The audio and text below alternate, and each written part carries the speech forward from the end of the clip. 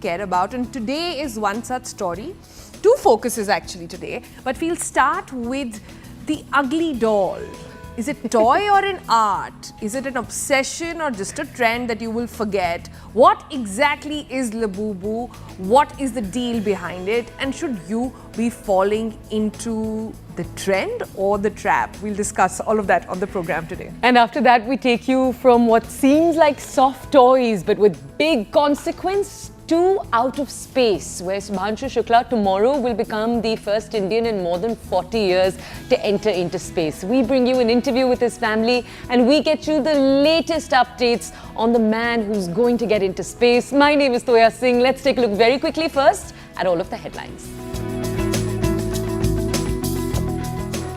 All right, first up, we take you to Labubus, the phenomenon. Are they ugly cute or are they just creepy?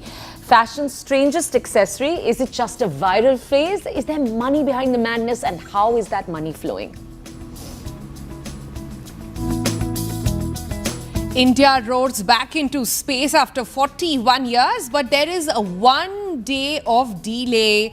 There is a little longer the wait that is going in of the Axiom 4 because it's being delayed, at least for now, by 24 hours due to bad weather.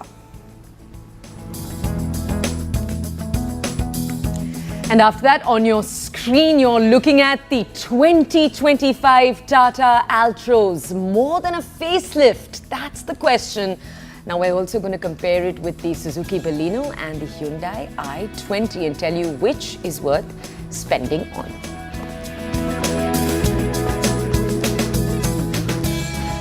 All right, we are starting bright and early today talking about something that is all over the internet, from celebrities and influencers to TikTok hashtags. It is everywhere. And this is a phenomenon that looks like it's here to stay. We're talking about the viral Labubu toy. You've already possibly seen it. It's that ugly, cute, elf-like creature with razor-sharp teeth and a grin. What started out as a quirky character in a children's book back in 2015 has now become a global pop culture must-have. But the real question here is that, is it yet another Gen Z trend feeding into the race for what's viral? Or is there something more to this one? This one, will it really last? You've probably spotted your favorite celebrity showing off their monster-like dolls, but is it clever endorsement or a strange obsession with collecting these ugly toys? So recently, pop icon Rihanna was seen with the Labubu dangling from her handbag, and that came a few months after Lisa from Blackpink was seen with hers. The toy made its way onto the Indian fashion scene. You had Ananya Pandey spotted with one hanging casually off her bag at the airport. And it's not just them. You have Dua Lipa, Kim Kardashian, all big names that are clearly on board with Labubu. Even our very own Twinkle Khanna seems to have fallen in platonic love with this creature. By the way, Twinkle Khanna's post really surprised me, but we'll talk about that over the course of the program today. But beyond being fashion's latest obsession, let's not ignore the money behind the madness. Wang Ning, the CEO of Pop Mart, the company behind Labubu, became $1.6 billion richer in a single day and now has a net worth of $18.3 billion.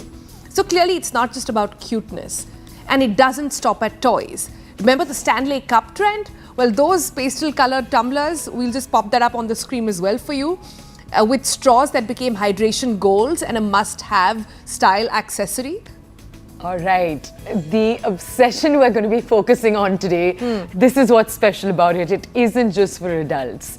We've had Twinkle Khanna talk about it, but other celebs talk about it too. The fact that their kids are vying for it as much as they are. What makes something translatable to multiple generations? So if you look at Hello Kitty, you look at LOL dolls, there's a blind box phenomenon at play too. It comes in a blind box, you don't know what's inside it, and that is drawing kids, teens and grown-ups into a world of collectible chaos. So, should you embrace it? Should you be a part of this crowd? Or should you wait and know that maybe this hype is going to fade in a little while? All right, so what is Labubu really? Is it a craze or a cult? Is it toy or art? Is it emotional support or just an identity need? Joining us this morning are two lovely voices. We have with us one believer, She is actor, host and content creator Roshni Chopra. And we also have with us someone who understands marketing and trends like no other. It's image guru Dilip Cherian. Good morning to both of you for joining us here on the club. Roshni, let me start with you since you are the believer. What exactly is it and what is drawing? Oh, there you go. Oh, there we go. Yeah. There we go. Labubu has made its entry into the breakfast club. I thought we should bring them on to have a moment, right? I mean, they want to say good morning too. Super. So let's start with that then, Roshni. What is drawing you to these Labubus, and what does it signify to you? You know, it's funny because when I first heard about it, I was like, oh, okay, what is that? It's kind of cool. It's kind of cute. It wasn't so much in the sense of the chase that I had to get it. But then because I do work in fashion and I do work also similar to you, just someone who is talking about trends and covering them. So I had the opportunity to have a few shipped over to me. And I told my kids, let's open them together. And I have to say it was love at first sight as soon as I saw them. I mean, I know that the world is divided, but for me, just the moment that I opened it out of the blind box and I saw this little squishy, ugly, cute, imperfectly perfect little toy that, instantly took me back to like feeling like a child. And I thought that feeling was so priceless. It made me smile from inside. And I thought, okay, that's something that's obviously something that a lot of people are feeling, which is why they want to carry them with them and therefore put them on their handbags, etc.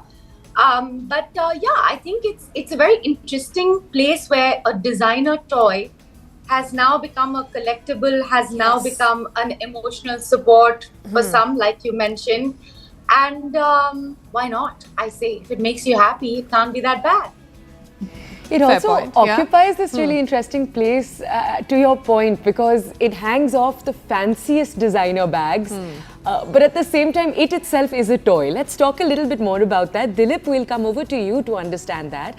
So back in the 2000s, Dilip, we had Ed Hardy, right? Ed Hardy came out with really, at that point, what were really, really trendy clothes. There was a certain design language. That was clearly fashion. You've then had other trends. So you've had, for example, in the toy world, you've had Beyblades that came in. Kids were loving that. But this occupies a weird in-between. It's high fashion. At the same time, it is a toy. And at the same time, it's become popular largely on Instagram. In India, at least, this is not millions of people thronging the street. And can I add to that? It's not just meant for kids. The adults are the customers. Yeah, and that's what makes it interesting. So, Dilip, how do you think the Labubu has created this very unique image for itself? Do you think it has predecessors in India that we aren't remembering, maybe? Toya, my take on it is that with all due respect to Roshni, the age group that it appeals to is very large. Roshni would probably be top of the pops. And I have my granddaughter who turned 8 2 days ago, and her wish list for her birthday hamper included a Labubu as well as a Stanley Cup. So, you're really now talking, passion for fashion and for trends. Is this created? Is this real? The fact is that it's real money. So let's not argue about whether it's real or not. Whether it's a moment and whether it will pass, we don't know. The Stanley Cup has lasted in recent times for quite a few years, though it's a very old invention.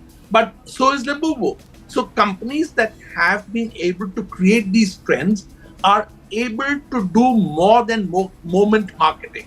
Moment marketing is one kind of product for one kind of thing, a movie, something that comes and goes. But when it's cute, creepy, then you're obviously tapping into some aspect of the modern human psyche. Kids who grew up watching weird movies is my thesis.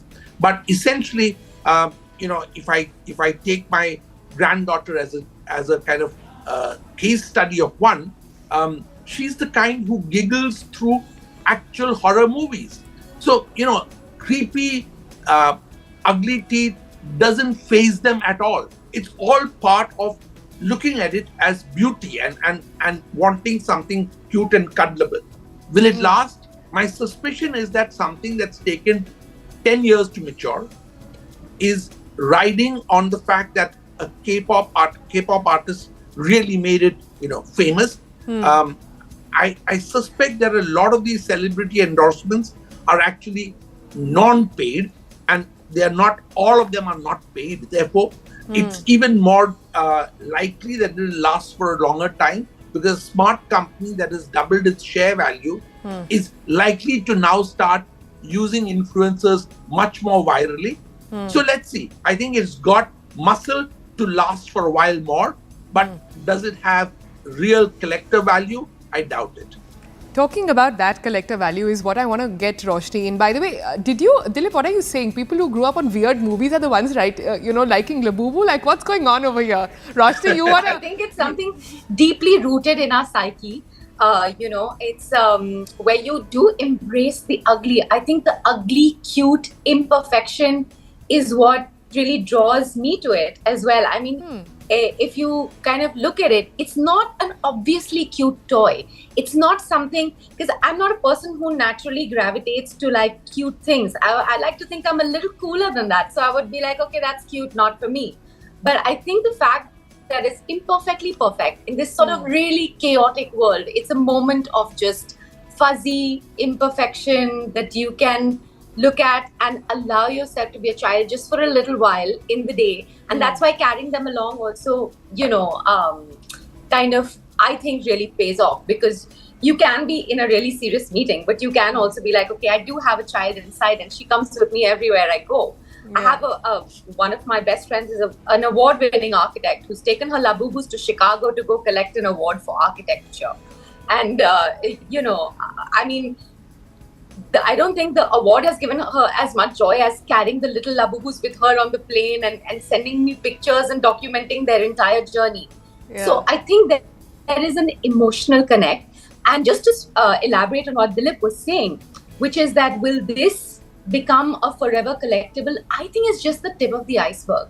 I think the idea that fully grown adults can return to innocence in a way, or return to their childhood and find joy in little toys, perhaps more joy than you would find in a designer bag, because A, it's more affordable, B, it gives you this great dopamine kick when you're doing the blind box and you're taking it out. And my children were all over the place and I was all over the place, and the element of surprise really does kind of warm the cockles of your heart.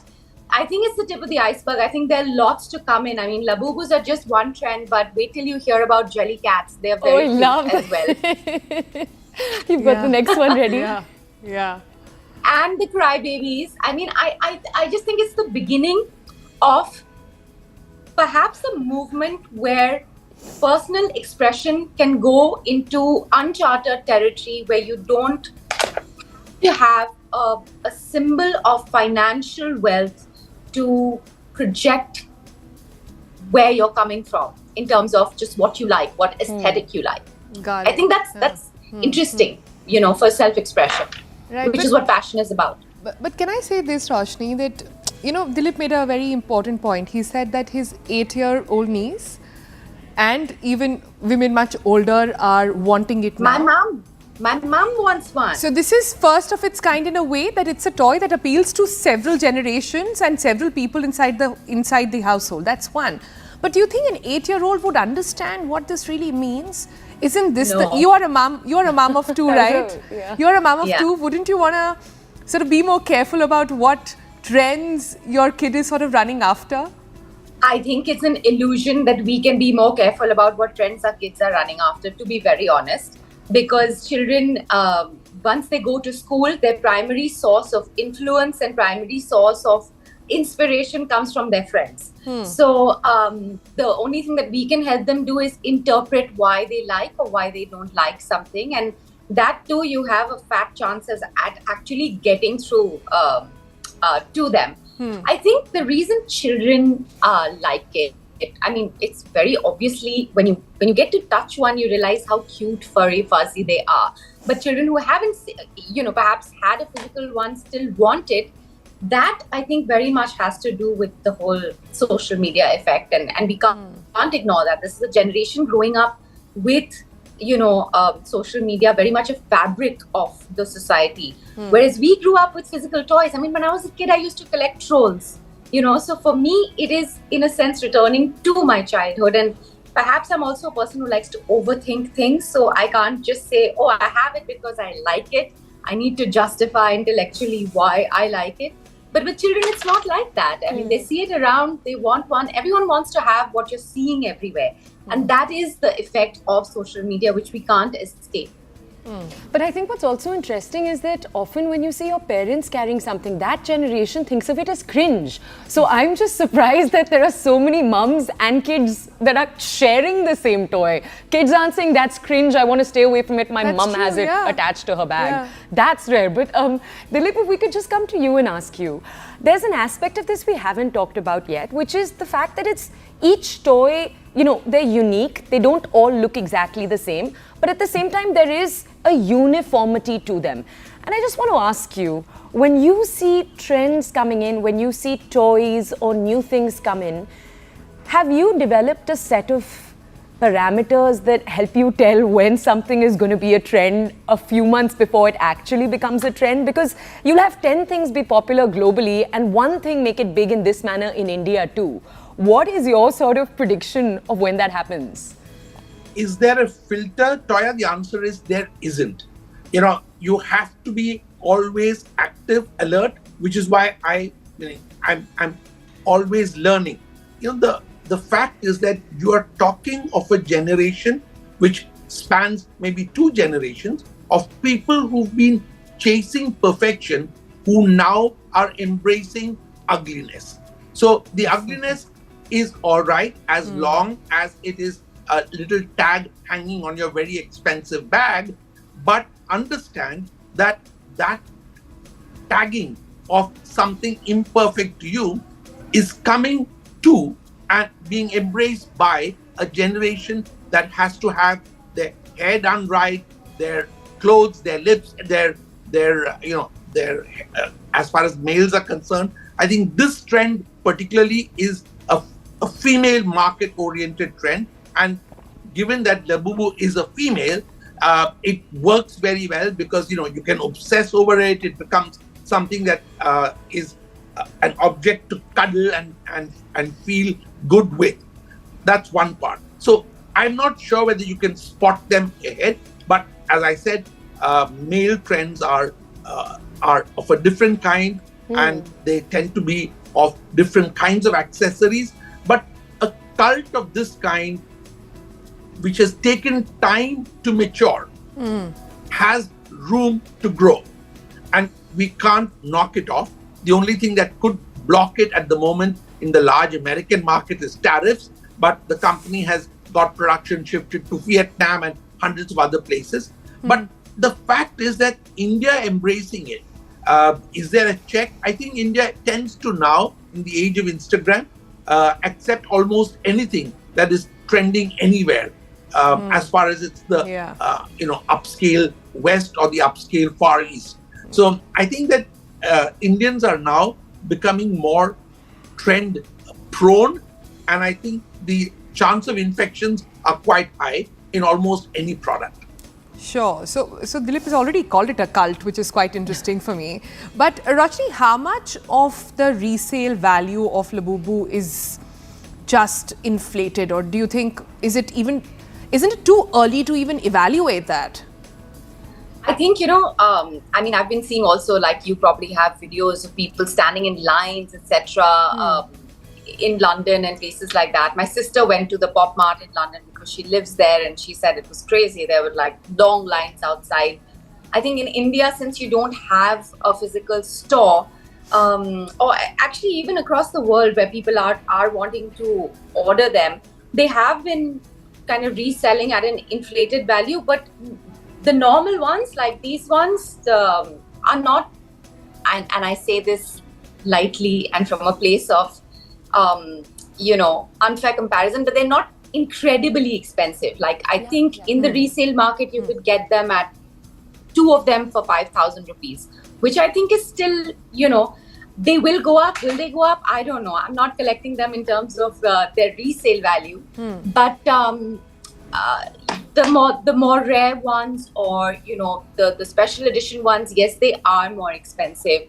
Yes, the resale is crazy, as it is with anything that's collectible. Nike Dunk shoes, you want them, you're probably not going to get them off the website. You probably need to get them from a reseller. On the other end of the spectrum, Birkin bags, I mean, you may not get offered them at the store, but you can go and buy them at double the price or triple the price from a reseller. I think, the hard to getness of it is also part of the charm for a lot of people. Like when you got it, you feel like, oh, I got it. It was the chase, and it's that's what gives you that dopamine hit when you get it, other than the blind box. I don't know about how well justified the resellers are in this, but if the demand is there, who are we to stop it?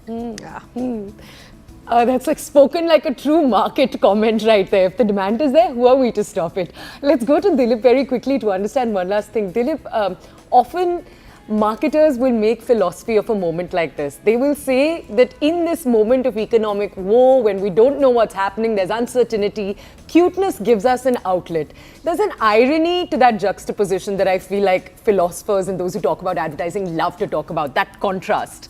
Is that over-philosophizing it to you? Do you read that deeply into this? I don't read that deeply into it. I go with what Sonal caught on to my comment about the cult thing. These cults spring out seemingly out of nowhere, and the ones that last, unless the Illuminati, tend to die out after a while. So, here you are looking at the creation of a cult as far as the aftermarket is concerned. But the ugly cuteness which made the product become appealing to markets that range from Roshni to my granddaughter Rihanna, I think is real. These are people whose feelings are being tapped into. They enjoy it. And there is a market for that kind of thing at the right price. And I think that is very important, because this is being driven across cultures by the fact that the prices are not prohibitive and everybody can actually lust for one. That creates a real cult aspect to it. And once you've got it, you want to flaunt it. Yeah. I think the takeaway. I just want to add something funny that we were talking about when we got the Labubu, my friend and I. This is again, we're both in it together. And when we got them, we said, "What? They didn't tell us the Birkin bag doesn't come with it."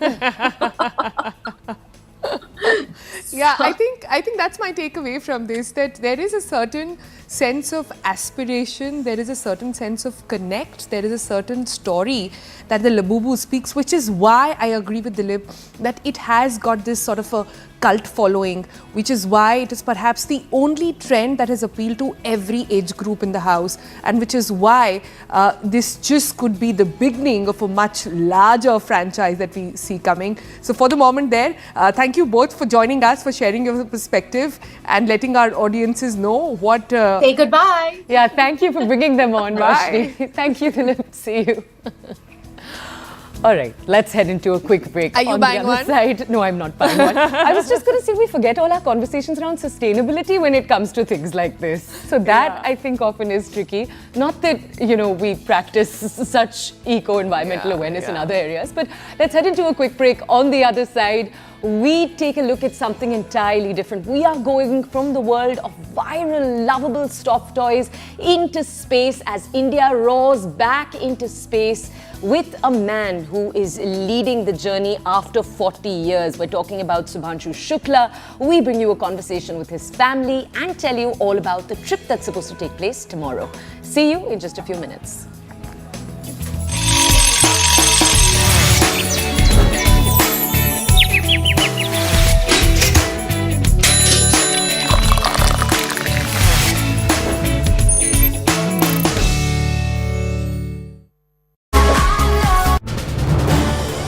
This is News 18 Network.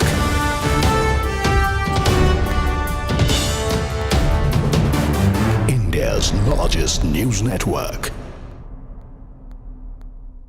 Another update that concerns a couple that had gone missing in Shillong. We're talking about the Indore couple. Now, there has been a development in this case as well. Sonam Raghuvanshi is the wife who had vanished from Shillong during her honeymoon, has now been found in Uttar Pradesh.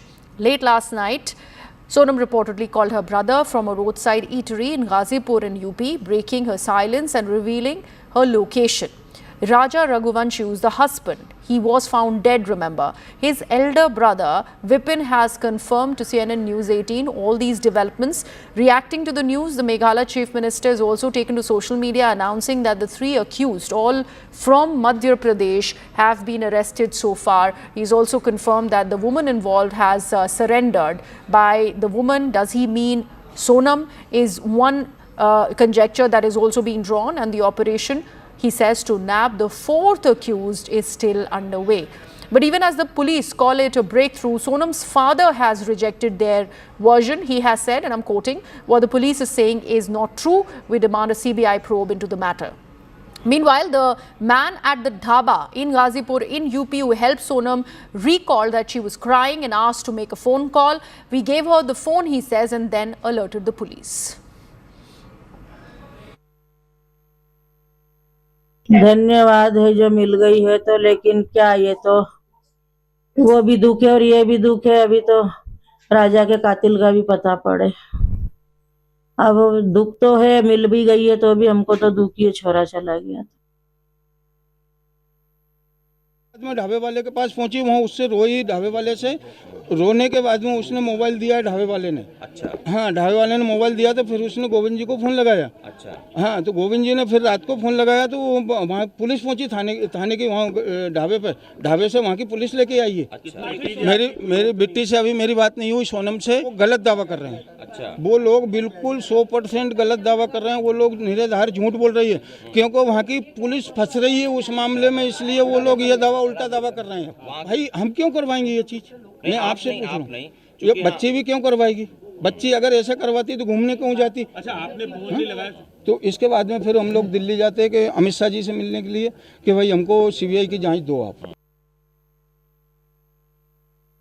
जी, ये अभी जो पता चला है कि सोनम रघुवंशी आत्मसमर्पण किया है, तो इसके बारे में थोड़ा सा अगर जानकारी दे पाते हैं, आपके पास जो भी खबर है। आत्मसमर्पण सोनम ने नहीं किया है। सोनम के लिए हम लोगों ने फोन लगाया यूपी पुलिस को। यूपी पुलिस वहाँ पे पहुंची, उसको वहाँ पे सेफ रखा है, उसको लेके गई है। सोनम पकड़ी नहीं गई है। सोनम को हमने फोन लगा के बोला है तो सोनम को पुलिस लेके गई वहाँ पे। कोई पुलिस ने ढूंढा नहीं है, कोई आत्मसमर्पण नहीं किया उसने है, ये चीज क्लियर है। तो लेकिन बात है खबरें ना चले तो अच्छी है। जी बात है, लेकिन बात है कि सोनम मतलब चेरापूंजी से आके मध्य प्रदेश कैसे पहुंची? उसके बाद आपको क्या लगता है? वो सोनम बता पाएगी इस बारे में। बात है, इस बारे में हमको कुछ पता नहीं है। राजा के मौत के पीछे सोनम का हाथ हो सकता है क्या?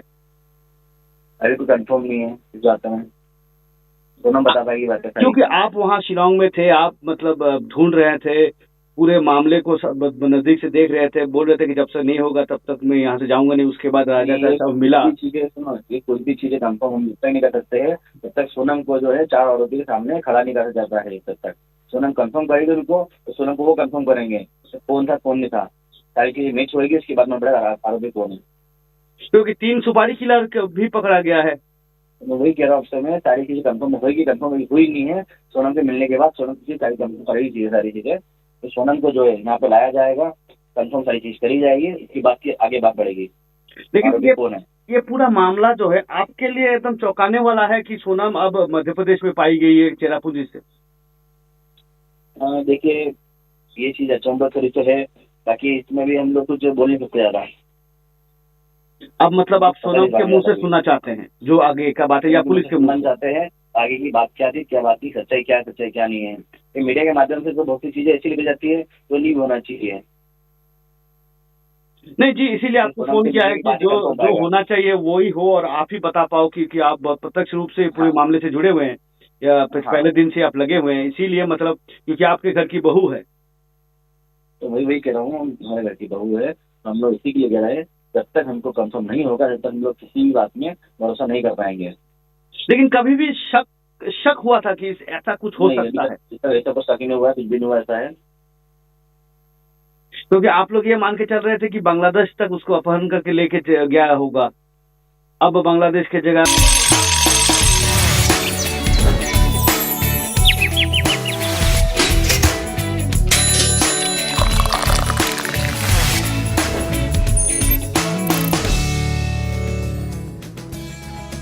Welcome back. We just touched upon climate and perhaps environment before going on break. So let's just dig deeper now. The world's most vulnerable coastal communities are facing serious disaster risk these days. And that's exactly what the latest International Conference on Disaster Resilient Infrastructure 2025 is all about. Why coastal areas? Well, these places aren't just beautiful, they're super important to the global economy.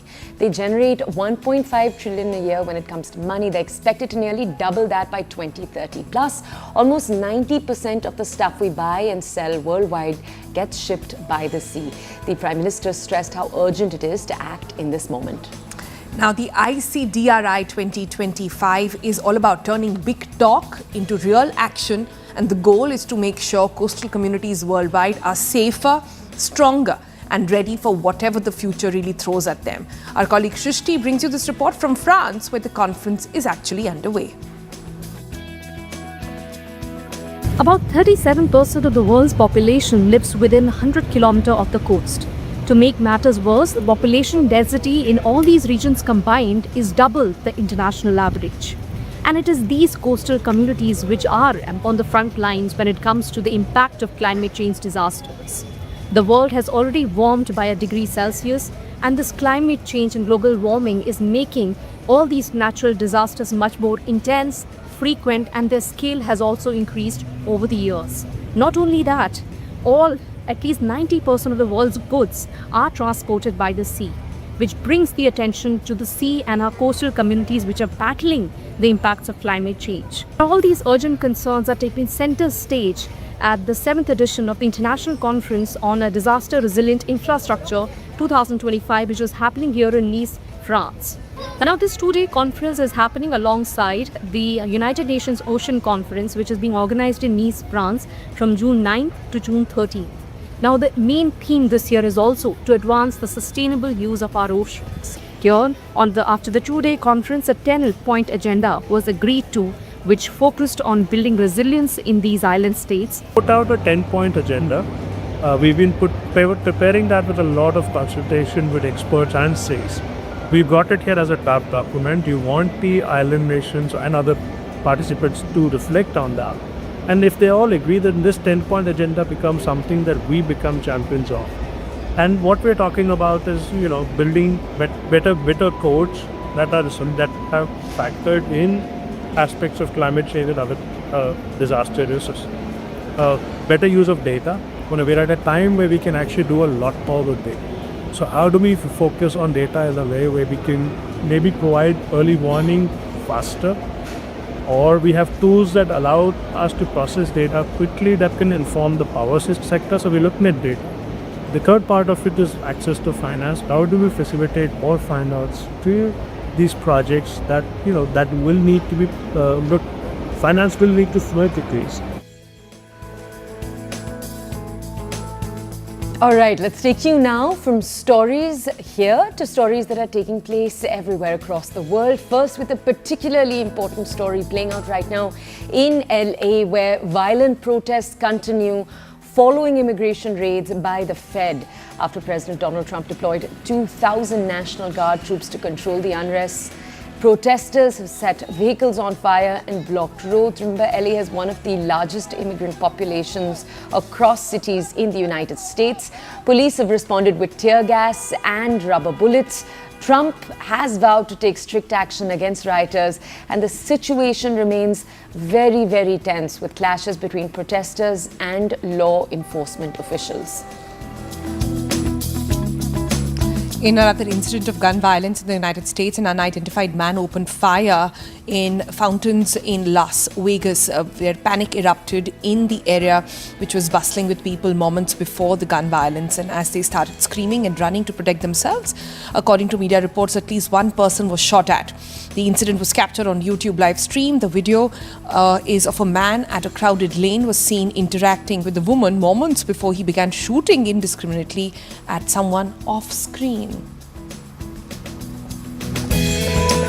Okay, and now to another huge emerging story as the Israel Foreign Ministry has released a video of the Gaza-bound aid ship that, remember, the world was following. This was the ship that carried Greta Thunberg.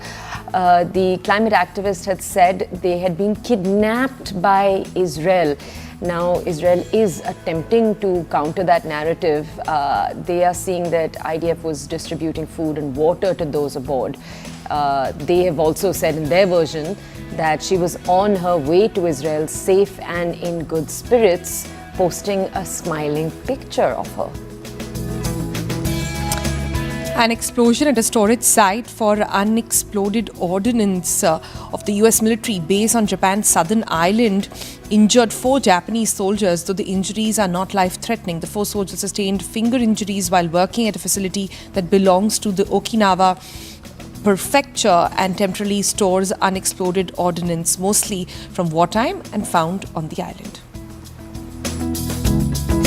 And a decade after it debuted, the original Hamilton cast lit up the Tony Awards stage in New York with a show-stopping medley. You'll remember the musical had broken records left, right and centre when it first came out. The cast came together to mark the musical's 10th anniversary. The night saw stunning performances, not just from them, but also other nominees, including Darren Criss and Helen J. Shen from Maybe Happy Ending, the South Korean robot musical that has taken home Best Musical this year. Thousands gathered in Berlin for the 27th Carnival of Cultures, a vibrant celebration of the city's diversity. For the first time, the colourful parade moved to the eastern part of the city with 70 groups showcasing dance, music and cultural parade. Since 1996, the 3-day festival has offered Berlinians and visitors a joyful space to honour global tradition right on the city streets.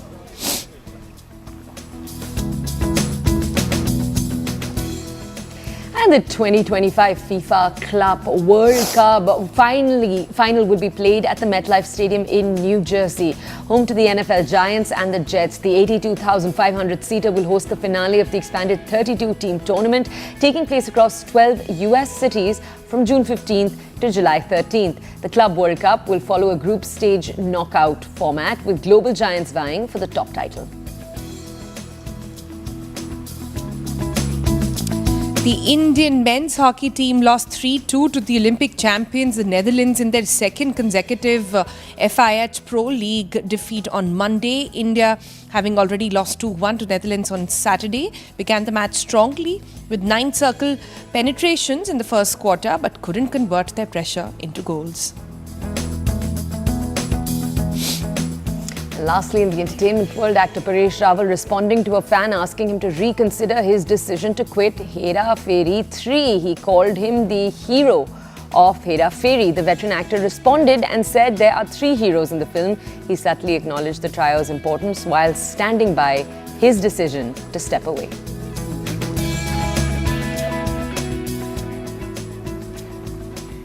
All right, to a story that has got every Indian sitting on the edge. India is all set to roar back into space with Shubhanshu Shukla. Shukla will ride into space as part of the Axiom Mission 4, becoming the first Indian astronaut to visit the International Space Centre after 41 years.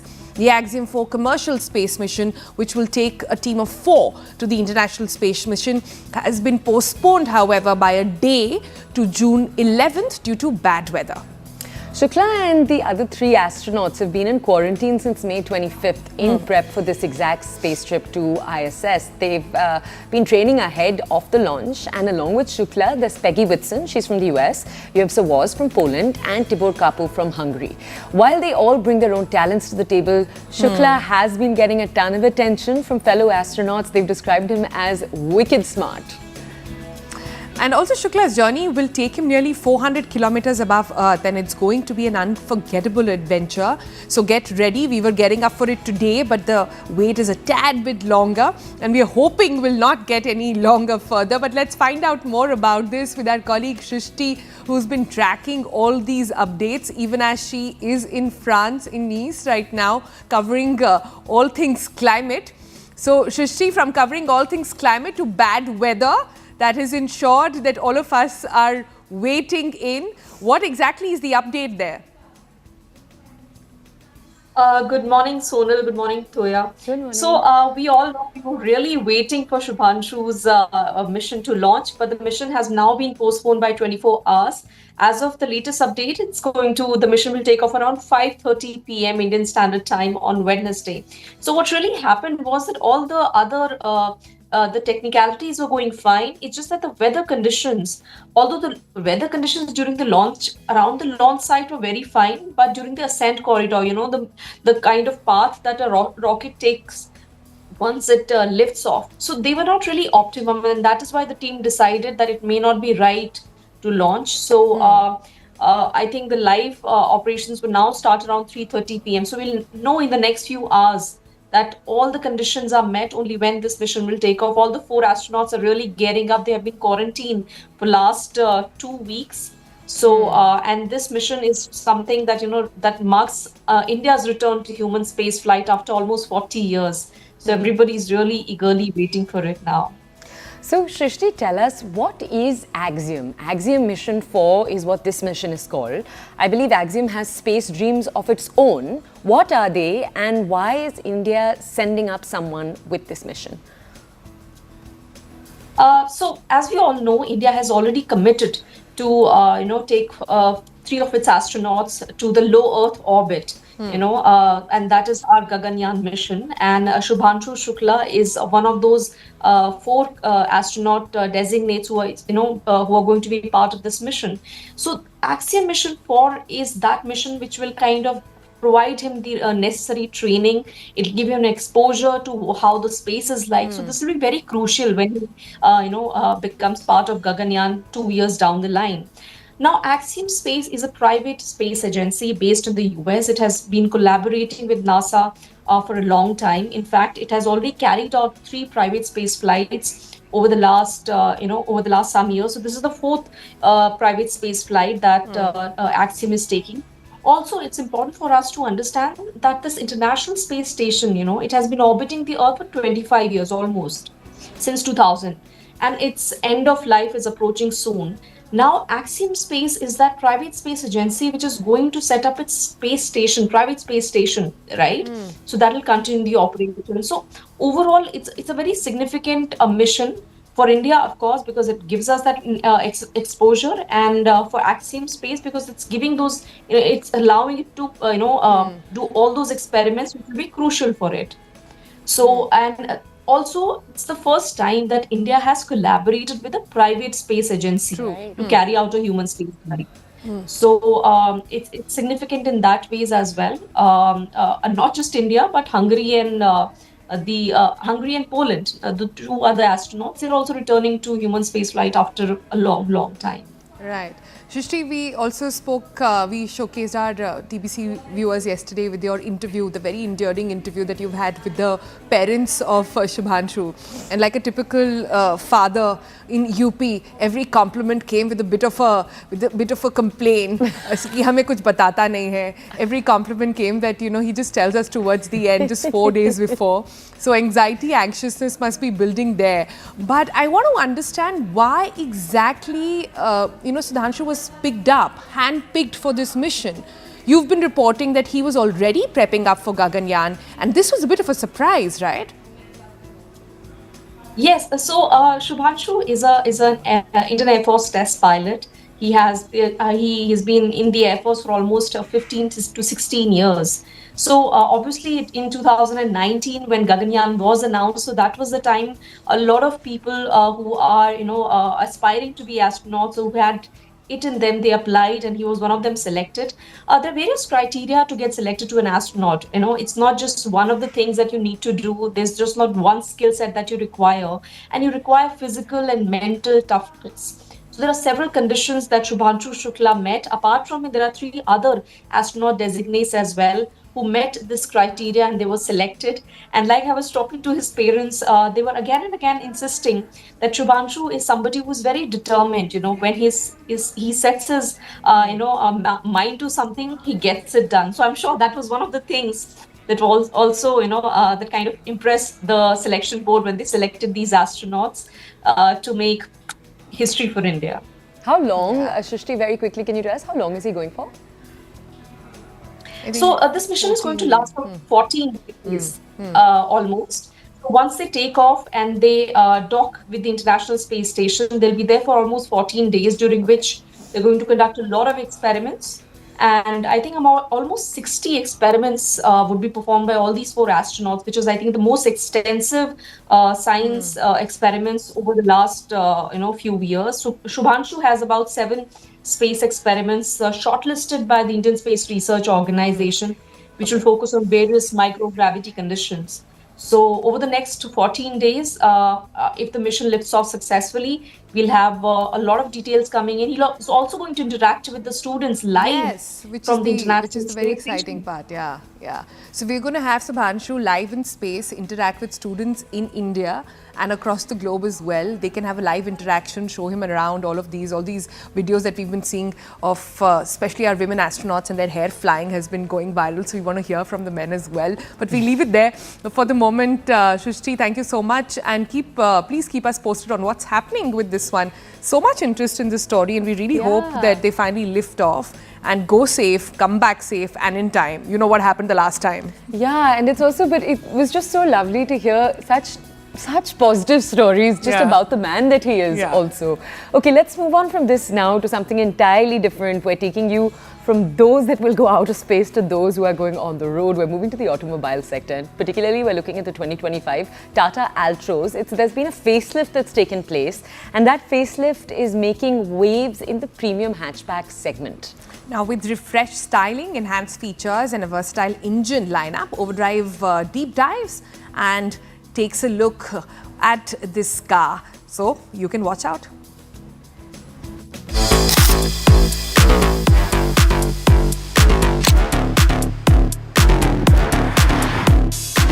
Now the Nexon and the Punch are usually what come to mind when you think of Tata Motors these days, but you really shouldn't be overlooking the Altroz if SUVs are still not your thing. Especially now that with this facelift, it's become a lot sharper to look at. There's more features inside. So today, we're getting behind the wheel to drive it and see what it's actually like on the road.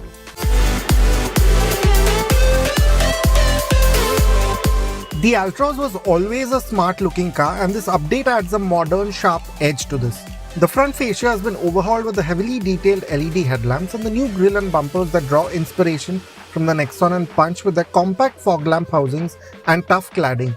But unlike many other midlife updates, quite a few body panels have been reworked. You have a new bonnet, fender and doors. This is most noticeable with the flush door handles on the front door. They give the Altroz a smart minimal look that's up to date, but these handles aren't the easiest to use. We also notice some uneven panels around the bonnet and the rear C-pillar door handle. The contrasting new alloys look good, but they could have gone up a size to be more proportionate with the rest of the design. At the rear, the boot has been reworked to fit the striking full-width lighting. It's probably the most attention-grabbing addition to the car and does more to give it a distinct premium look than anything else. Now we are driving the Altroz in its CNG version, and here Tata's twin-cylinder technology, where essentially they've taken that big CNG tank and split it into 2 smaller bits. I can show you that it's right here, hidden here. And that really helps because even with the CNG tank, you have 210 liters of boot space. The normal petrol and the diesel have about 345, so yeah, it's still not as good as that. But as you can see, I can still put in a couple of these bags quite easily, so you won't be completely stranded when you are going out of town in your CNG car.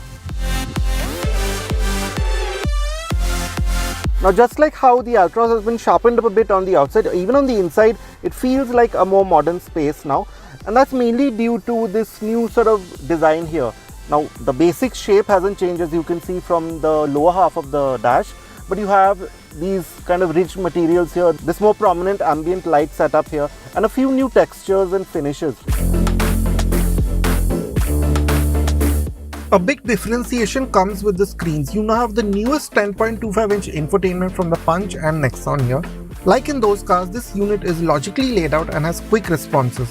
Most functions are a few taps away with the widget-based layout. The quick wireless phone pairing is a convenient touch as always. It also seems like many of this system's niggles have been sorted out. We didn't notice any glitches in the time we spent with the Altros. Oddly, the full 10.25-inch instrument cluster is only reserved for the top petrol trims. The CNG and diesel versions get the smaller 7-inch unit. Aside from the LCD readouts, this arrangement works quite well. It's easy to toggle through, and we found the CNG chip information to be quite useful. Then while these screens again are quite common now across Tata cars, that same touch panel has now been brought to the Altros, and again, it's good in the way that you have these toggle switches for your fan speed and your aircon controls, but a lot of important functions, for example the 360-degree camera, the lock, and even the CNG activating button is now here, which is a bit difficult to use on the move. Now some other changes have been made in the center console. You now have a wireless charger here. It charges quite fast, that's good. But we also think Tata Motors could have given us an electronic parking brake. That would have freed up a lot of space here.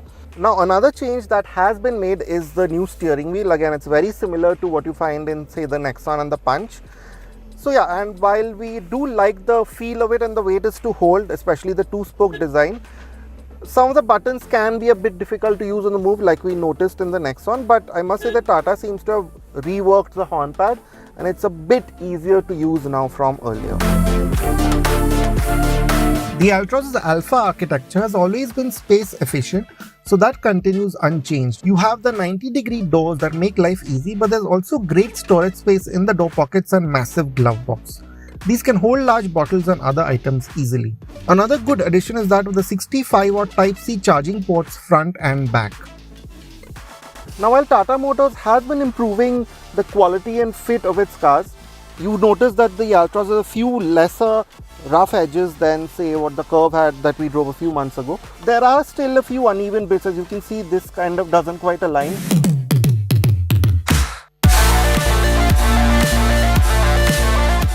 The Altros now gets quite a few more feature additions. The only thing we really missed was ventilated seats and an auto-dimming rear view mirror. But otherwise, safety is well taken care of. There are 6 airbags and ESP as standard, and the Altros has been reinforced and tested again for a B&CAP 5-star rating. Now the Altros has a wheelbase of 2501mm. That's not changed from earlier. So it still means that this is the most spacious sub-4 meter car that Tata Motors makes, and you really do find yourself in a fairly spacious cabin. As you can see, I have a lot of space to tuck my feet in under the front seat. I have a good deal of knee room, especially since these seats have been scooped out, and headroom for my height is good enough. Someone who is over 6 feet tall, they will have a bit of difficulty. Their head sort of scrapes here and they do sit in a slightly crouched position, but for me, if you're average size, then this is a perfectly usable and spacious feeling cabin. And that's also helped by the fact that it has a nearly flat floor, which is again always a good thing. And Tata Motors has also changed the seat with this update. What you now get, as you can see, are these quite heavy bolsters here. They remind me a bit of the Citroën Basalt, except for the fact that they are fixed. All right, with that, we'll slip into a very quick break. See you on the other side.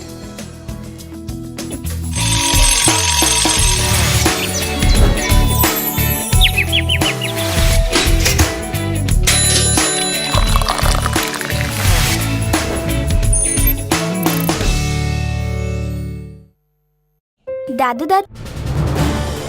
This is News 18 Network.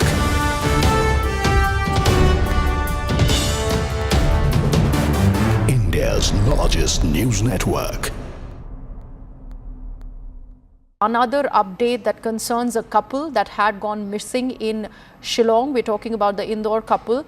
Now there has been a development in this case as well. Sonam Raghuvanshi is the wife who had vanished from Shillong during her honeymoon, has now been found in Uttar Pradesh. Late last night, Sonam reportedly called her brother from a roadside eatery in Ghazipur in UP, breaking her silence and revealing her location. Raja Raghuvanshu's the husband. He was found dead, remember. His elder brother, Vipin, has confirmed to CNN News 18 all these developments. Reacting to the news, the Meghalaya Chief Minister has also taken to social media announcing that the 3 accused, all from Madhya Pradesh, have been arrested so far. He's also confirmed that the woman involved has surrendered. By the woman, does he mean Sonam? Is one conjecture that is also being drawn, and the operation, he says, to nab the 4th accused is still underway. But even as the police call it a breakthrough, Sonam's father has rejected their version. He has said, and I'm quoting, what the police is saying is not true. We demand a CBI probe into the matter. Meanwhile, the man at the dhaba in Ghazipur in UP who helped Sonam recalled that she was crying and asked to make a phone call. We gave her the phone, he says, and then alerted the police. धन्यवाद है जो मिल गई है, तो लेकिन क्या, ये तो वो भी दुख है और ये भी दुख है। अभी तो राजा के कातिल का भी पता पड़े। अब दुख तो है, मिल भी गई है, तो भी हमको तो दुख ही है, छोरा चला गया। मैं ढाबे वाले के पास पहुंची, वहाँ उससे रोई, ढाबे वाले से रोने के बाद में उसने मोबाइल दिया ढाबे वाले ने। अच्छा। हाँ, ढाबे वाले ने मोबाइल दिया तो फिर उसने गोविंद जी को फ़ोन लगाया। अच्छा। हाँ, तो गोविंद जी ने फिर रात को फ़ोन लगाया तो वहाँ पुलिस पहुंची, थाने की वहाँ ढाबे पे, ढाबे से वहाँ की पुलिस लेके आई है। अच्छा। मेरी बिट्टी से अभी मेरी बात नहीं हुई, सोनम से। वो गलत दावा कर रहे हैं। अच्छा। वो लोग बिल्कुल 100% गलत दावा कर रहे हैं। वो लोग निराधार झूठ बोल रही है, क्योंकि वहाँ की पुलिस फंस रही है उस मामले में, इसलिए वो लोग ये दावा उल्टा दावा कर रहे हैं। भाई हम क्यों करवाएंगे ये चीज? मैं आपसे पूछ रहा हूँ, ये बच्ची भी क्यों करवाएगी? बच्ची अगर ऐसा करवाती तो घूमने क्यों जाती? अच्छा, आपने फोन नहीं लगाया? तो इसके बाद में फिर हम लोग दिल्ली जाते हैं कि अमित शाह जी से मिलने के लिए कि भाई हमको सीबीआई की जांच दो आप। जी, ये अभी जो पता चला है कि सोनम रघुवंशी आत्मसमर्पण किया है, तो इसके बारे में थोड़ा सा अगर जानकारी दे पाते हैं, आपके पास जो भी खबर है। आत्मसमर्पण सोनम ने नहीं किया है। सोनम के लिए हम लोगों ने फोन लगाया यूपी पुलिस को। यूपी पुलिस वहाँ पे पहुंची, उसको वहाँ पे सेफ रखा है, उसको लेके गई है। सोनम पकड़ी नहीं गई है। सोनम को हमने फोन लगा के बोला है, तो सोनम को पुलिस लेके गई वहाँ से। कोई पुलिस ने ढूंढा नहीं है, कोई आत्मसमर्पण नहीं किया उसने है। ये चीज क्लियर है। तो लेकिन बात है खबरें ना चले तो अच्छी है। जी बात है, लेकिन बात है कि सोनम मतलब चेरापूंजी से आके मध्य प्रदेश कैसे पहुंची? उसके बाद आपको क्या लगता है? वो सोनम बता पाएगी इस बारे में। बात है, इस बारे में वो कुछ पता नहीं है। राजा के मौत के पीछे सोनम का हाथ हो सकता है क्या? अभी तो कंफर्म नहीं है इस बात में। सोनम बता पाएगी बात है, क्योंकि आप वहाँ शिलांग में थे, आप मतलब ढूंढ रहे थे, पूरे मामले को नजदीक से देख रहे थे, बोल रहे थे कि जब तक नहीं होगा तब तक मैं यहाँ से जाऊंगा नहीं। उसके बाद राजा का सब मिला। चीजें सुनो, ये कुछ भी चीजें कंफर्म हम तक नहीं कर सकते हैं जब तक सोनम को जो है 4 आरोपी के सामने खड़ा नहीं कर जाता है। तब तक सोनम कंफर्म करेगी उनको, तो सोनम को वो कंफर्म करेंगे कौन था कौन नहीं था। सारी चीजें मैच होगी, उसके बाद में बड़ा आरोपी कौन है। क्योंकि 3 सुपारी किलर भी पकड़ा गया है। मैं वही कह रहा हूँ, उस समय सारी चीजें कंफर्म होगी, कंफर्म हुई नहीं है सोनम के मिलने के बाद।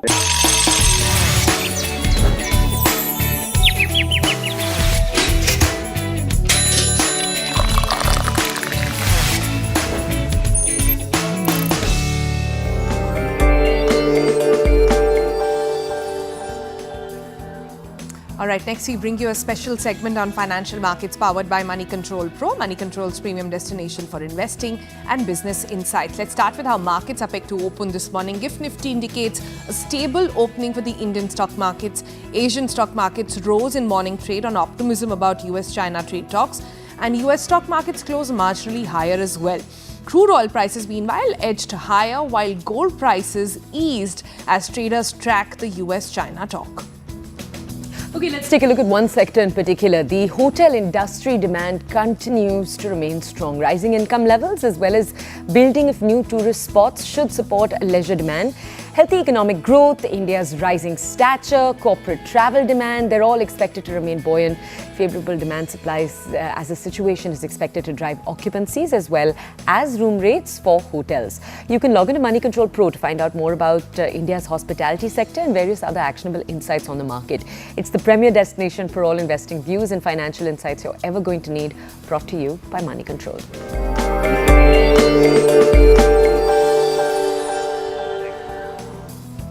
All right, with that, we are drawing this show to a close. But do tell us, are you buying into the Labubu trend? Toya is not. I'm still divided. I don't know how it's going to go, but I particularly have a problem with kids falling for this trend, of course.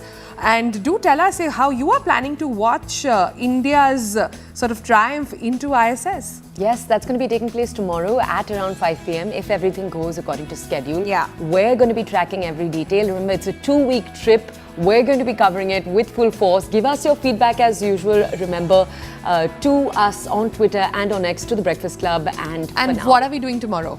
Let's take a look tomorrow at our story. So tomorrow we actually have 2 different aspects. But right on the top, we're going to be focusing once again on something that we've seen take place, and we covered to some depth yesterday too. We did start the week by bringing you the details on the various scams that are doing the rounds, and we did talk about who's to blame here, how can it be fixed. But tomorrow we'll hopefully be able to bring you some people who have been at the receiving end of this.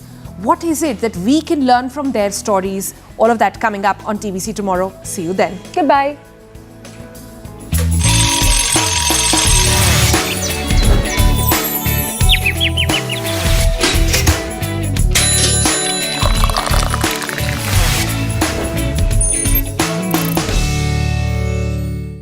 Brought to you by...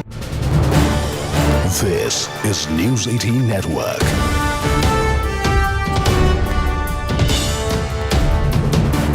India's largest news network. Another update that concerns a couple that had gone missing in Shillong. We're talking about the Indore couple. Now, there has been a development in this case as well. Sonam Raghuvanshi is the wife who had vanished from Shillong during her honeymoon, has now been found in Uttar Pradesh. Late last night, Sonam reportedly called her brother from a roadside eatery in Ghazipur in UP, breaking her silence and revealing her location. Raja Raghuvanshi, who is the husband, he was found dead, remember. His elder brother, Vipin, has confirmed to CNN News 18 all these developments. Reacting to the news, the Meghalaya Chief Minister has also taken to social media announcing that the 3 accused, all from Madhya Pradesh, have been arrested so far. He's also confirmed that the woman involved has surrendered. By the woman, does he mean Sonam? Is one conjecture that is also being drawn, and the operation, he says, to nab the 4th accused is still underway.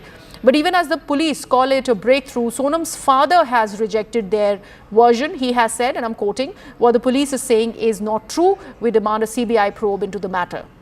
Meanwhile, the man at the dhaba in Ghazipur in UP who helped Sonam recalled that she was crying and asked to make a phone call. We gave her the phone, he says, and then alerted the police. धन्यवाद है जो मिल गई है, तो लेकिन क्या, ये तो वो भी दुख है और ये भी दुख है। अभी तो राजा के कातिल का भी पता पड़े। अब दुख तो है, मिल भी गई है, तो भी हमको तो दुख ही, छोरा चला गया। मैं ढाबे वाले के पास पहुंची, वहां उससे रोई, ढाबे वाले से रोने के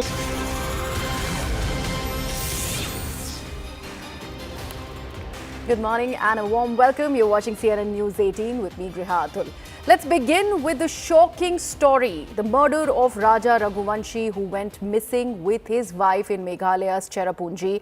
This incident is reported to have taken place on the 23rd of May, and this now has taken a sensational turn because on Monday, Meghalaya police revealed that Raja was murdered by his very own wife, Sonam, along with her alleged lover, Raj Kushwaha, as he's now entered the story.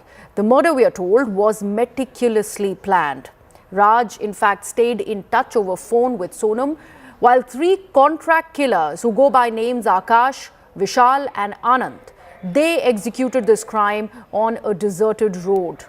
Meghalaya police have taken the custody of Sonam, who was in fact taken to the district hospital for a medical checkup yesterday. A crime scene recreation may take place in Sora in Meghalaya today.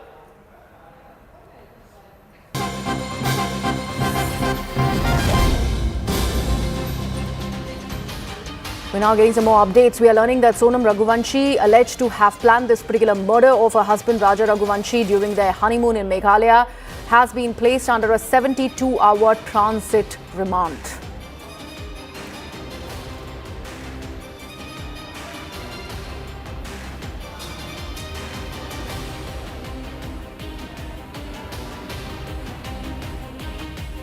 Shailendra Bhadauria is now with us on the broadcast. Shailendra, सबसे पहले तो ये जानकारी दीजिए कि अब उनको ले जाया जा रहा है मेघालय, बिकॉज ये जानकारी मिली थी कि उनको पटना में रखा जा रहा है, उत्तर प्रदेश में पाई गई, बिहार में रखा जा रहा है, अब मेघालय लेके जा रहे हैं। देखिए, बिल्कुल मैं आपको बता दूं कि गाजीपुर से जब सोनम को गिरफ्तार किया गया था उसके बाद शिलोंग पुलिस जो है वो गाजीपुर पहुंची थी और मेडिकल टेस्ट कराने के बाद उसको पटना के फुलवारी थाने में रखा गया और वहां से लगभग 12 बजे के आसपास फ्लाइट के जरिए गुवाहाटी ले जाया जाएगा। मैं राजधानी में इंदौर में मौजूद हूँ और इंदौर के क्राइम ब्रांच थाने में मौजूद हूँ, जहाँ मुख्य आरोपी जो है वो राज कुशवाहा और उसके 2 अन्य साथी जिनको मध्य प्रदेश से अलग अलग इलाकों से गिरफ्तार किया गया था, उन्हें इसी अभी थाने में रखा गया है और अब से कुछ देर बाद ये माना जा रहा है कि उनको भी यहाँ से गुवाहाटी लेकर जाया जाएगा। और जिस तरीके से एक आरोपी की जिसकी बीना सागर जिले के बीना से गिरफ्तारी हुई थी उसको जो है वहीं पर कोर्ट में पेश किया गया और वहीं से उसको जो है वो गुवाहाटी लेकर जाया जाएगा और गुवाहाटी से फिर शिलोंग जाएंगे। देखिए, जिस तरीके से शिलोंग पुलिस ने मध्य प्रदेश पुलिस को इनपुट्स दिए थे कि इस पूरे मामले में सोनम के अलावा मध्य प्रदेश और उत्तर प्रदेश के कुछ युवक भी इसमें शामिल हैं और यही कारण है कि उसके बाद शिलोंग पुलिस जो है वो मध्य प्रदेश पहुंची थी और मध्य प्रदेश के अलग अलग हिस्सों में जाकर जो है गिरफ्तारियां की गई। इस पूरे मामले में राज कुशवाहा जो है प्रमुख सस्पेक्ट के तौर पर था क्योंकि वो प्रेमी है सोनम कुशवाहा का, उसको जो है अरेस्ट किया गया और उसके जब मोबाइल कॉल डिटेल देखे गए तो सारे राज जो है वो धीरे धीरे खुलते गए। तो जब सोनम की अगर मैं बात करूं तो गाजीपुर से वो पटना पहुंच चुकी है, देर रात में पटना में के फुलवारी थाना में उसको रखा गया, वहां से वो गुवाहाटी रवाना होगी और 3 आरोपी जो फिलहाल इंदौर में हैं जिनको कल इंदौर कोर्ट में पेश किया गया था उनको 7 दिन की ट्रांजिट रिमांड पर शिलोंग पुलिस को सौंपा गया। तो शिलोंग पुलिस भी यहाँ पर मौजूद है, इसके अलावा मध्य प्रदेश की पुलिस यहाँ पर मौजूद है और ये माना जा रहा है कि अब से कुछ देर बाद यहाँ से उसको लेकर इंदौर एयरपोर्ट जाया जाएगा जहाँ से उसको गुवाहाटी ले जाएगा और गुवाहाटी से वो शिलोंग पहुंचेंगे। तो तमाम जो आरोपी हैं उनके शिलोंग में उनसे पूछताछ होगी। हालांकि अभी चाहे मध्य प्रदेश की पुलिस हो या उत्तर प्रदेश में की पुलिस हो, इन्होंने कोई भी पूछताछ नहीं की है। मध्य प्रदेश और उत्तर प्रदेश के अधिकारियों का साफ तौर पर कहना है कि ये पूरा मामला जो है वो शिलोंग पुलिस के अंडर में है, वो इसकी इन्वेस्टिगेशन कर रहे हैं। तो अग्रिम जो पूछताछ है, जो जानकारियां जुटाने का काम है वो वही करेंगे। वो तो केवल शिलोंग पुलिस के नहीं, मेघालय पुलिस के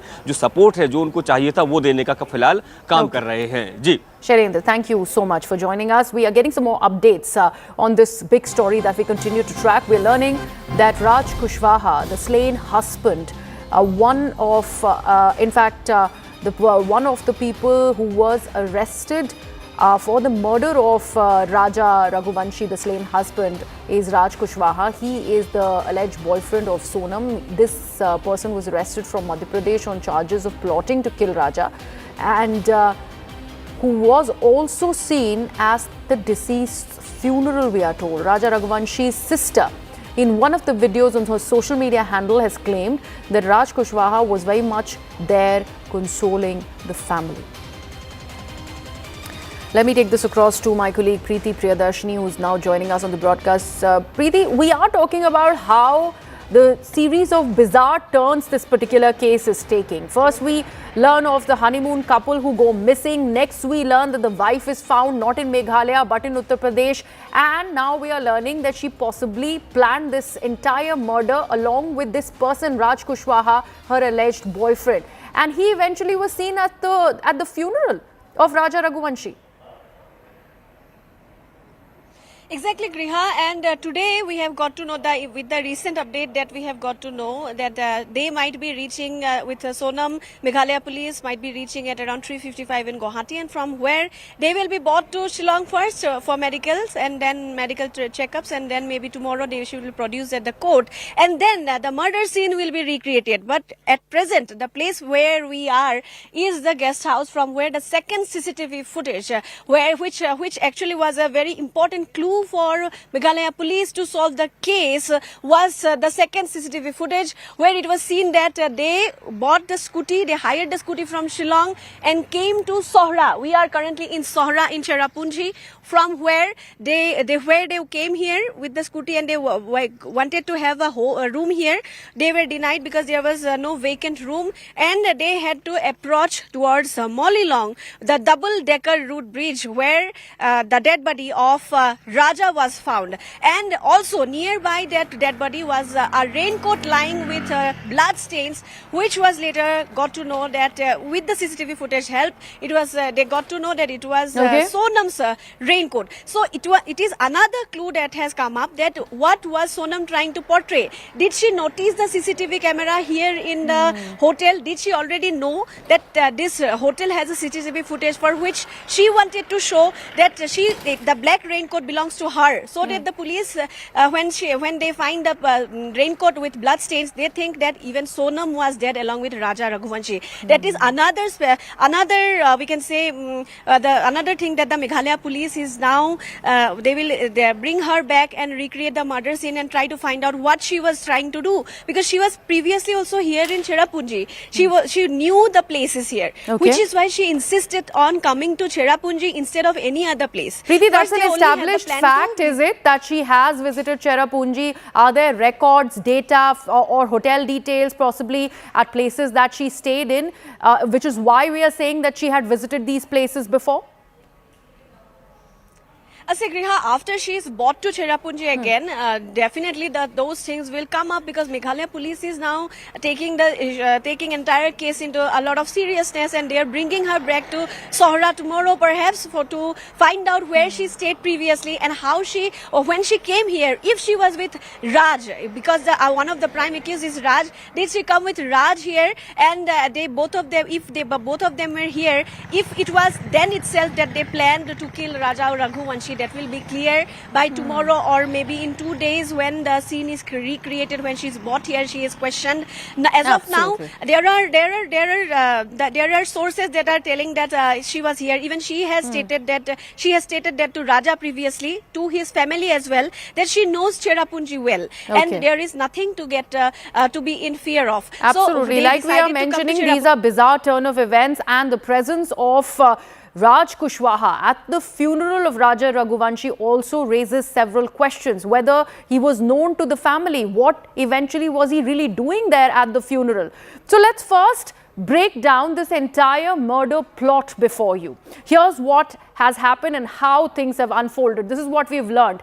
This is Sonam, this is Raj Kushwaha, alleged boyfriend of Sonam, the bride. She, along with Raj, planned this particular murder, allegedly. Then we also learn about the accomplices who were in fact taken into custody in Madhya Pradesh. Anand, Vishal and Akash, these three along with Raj Kushwaha and Sonam are already in police custody. They were the ones who were the people who were directly responsible in executing this particular crime.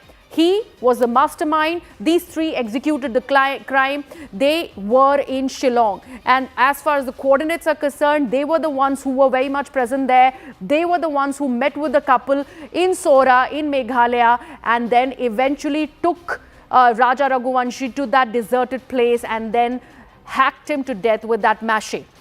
In fact, this is what we are learning. Sonam's design. She took her husband to this deserted area, and these contract killers then murdered Raja. So this was the plot that was well executed allegedly by these people. These are suspects. They stayed in Guwahati after the murder. They did not remain there. They in fact went to Guwahati post the crime that they in fact committed, and they further then dispersed to their respective areas, and then later they were nabbed in Madhya Pradesh. This is what we are learning. The lady was found in Ghazipur in Uttar Pradesh. So now this has become a crime scene that spans not just Meghalaya, it's gone to UP, MP and also Bihar for that matter, because the lady was taken in Bihar also, and now she is going to be flying off to Meghalaya, and she is